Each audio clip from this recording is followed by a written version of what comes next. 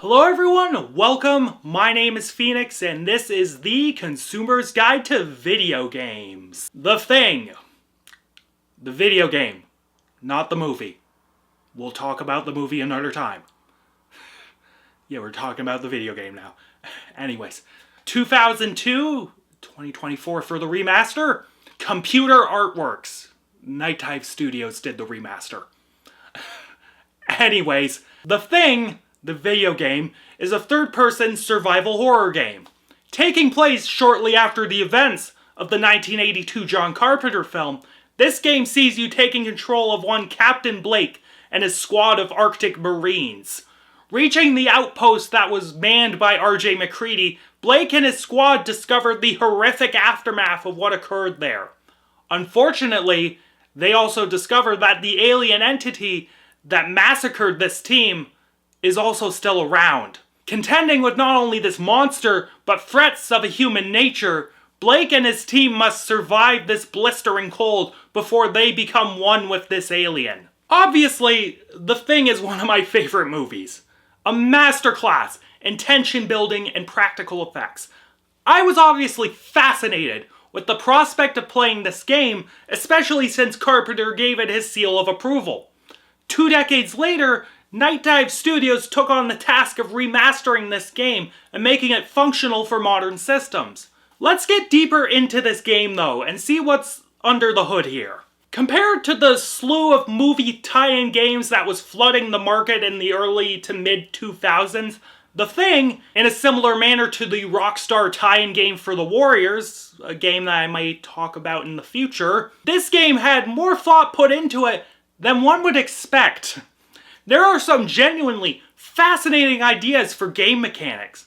The first and obvious one being the blood test. Much like in the movie, you can test your squad mate's blood by boiling it in a syringe to see if they have become a John Carpenter's The Thing trademark.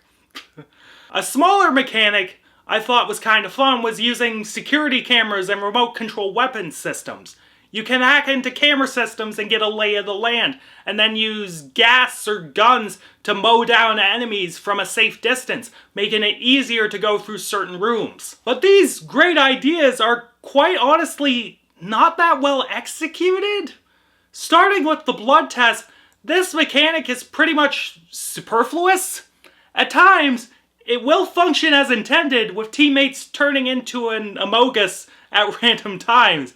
But there are also times where you can test someone and the blood will come back clean, but they'll start to turn into an amogus at very predetermined points, or not turn at all. So like, what's the fucking point of doing the test if they're gonna turn into an amogus regardless of result? What? Beyond that one mechanic, the gameplay also is not that impressive just in general. To start, I will state that Night Dive Studios did a wonderful job of touching this game up. Removing any of the jank from the controls in the 2002 version, the shooting mechanics are functionally smooth and easy to handle, but there isn't that much thought going into the combat. Shoot, burn, repeat. That is at least until the human enemies show up, then it's just shoot. The security camera mechanics aren't that essential to completing levels. There's no real need to resource manage, like it's just a bland third-person shooter. Run and gun your way through the area until done, which on a monkey brain level is fine with me, but critically speaking, I want more than that. It's a shame, because if there was some thought put into this, this could have been really, really interesting. The writing and acting also wasn't really hitting the mark for me. If anything, I will say that this is probably what the movie studios would have done for a sequel if The Thing had drawn buckets of dimes back in the 80s. You know, up the scale, turn the Thing into a bug, and replace the dread with action. In short, it's what James Cameron did with Alien. I love Aliens as much as the next guy. I truly do. But that's what he did with it.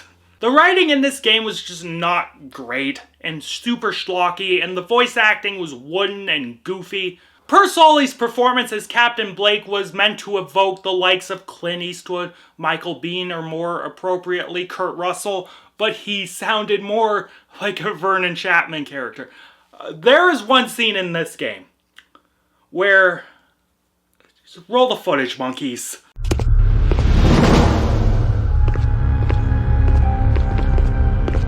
Where's Cohen? I thought he was with you. No, he went to the medical supply area to pick up more antibiotics. And you let him go alone? What the hell are you thinking? Oh, relax. The area's secure. Secure? Are you crazy? Those things are everywhere. Then why don't you go find him? No, I think I'm gonna stay right here. Back down, Stoles. You don't want this fight. Screw you! I don't know what kind of game you're playing here, but it ends now! Yeah, and it ends with you. Like, come on. That's a comedy bit. Like, those are comedy beats. The story is just nonsense. It's just nonsense meant to keep the game moving. Like, good God. But what I will unequivocally commend this game for is the visuals. Night Dive Studios, again, they did a wonderful job touching this game up. Bringing the fidelity of the game to the succeeding game generation, the character models have more detail to them than they would have had in 2002. Same with the environments, as these bases and facilities have gained equal improvements in detail. The Thing monsters are these weird, spidery piles of goop, and are in line with the monsters from any of the... Okay, so I need to correct myself a little bit here. I said in this review that the monsters in this game were in line with the 7th generation Resident Evil games. That's a fucking lie. They're more in line with, like, the PS2 games. Really? So, yeah. They still look good, though. Still look good. Continue. Musically, The Thing retains the score from the film with some new pieces scattered in to liven things up. Let me tell you, hearing that throbbing bass pulse with the strings layering underneath was like butter when it hit. This score is atmospheric and rarely pops up when playing the game, but when the camera switches to a fixed angle and shows a monster scurrying around, we get a quick little sting. Horror 101. But it works for building the tension. So, how did this 2002 sequel stack up in relation to John Carpenter's masterpiece? I think there are certainly things to respect about the game and what Night Dive Studios did to bring it into a new gaming generation. But The Thing still remains a bit of a relic of its time. While playing a mindless shooter is always relaxing to me, what disappoints me about this game is that there are neat ideas within this framework that, if properly executed, would have elevated this game to new heights. Couple that with disposable schlock writing and comedic voice acting, I don't think this game was exactly the one for me. I suppose if you are a fan of The Thing, it's worth a curious look-see, as it is approved by Carpenter himself. Otherwise, there's not much to miss here. And I'm feeling a 5 to a 5.5 out of 10 on this one. Maybe it's closer to a 5.5 than it is a 5. Catch you later, guys.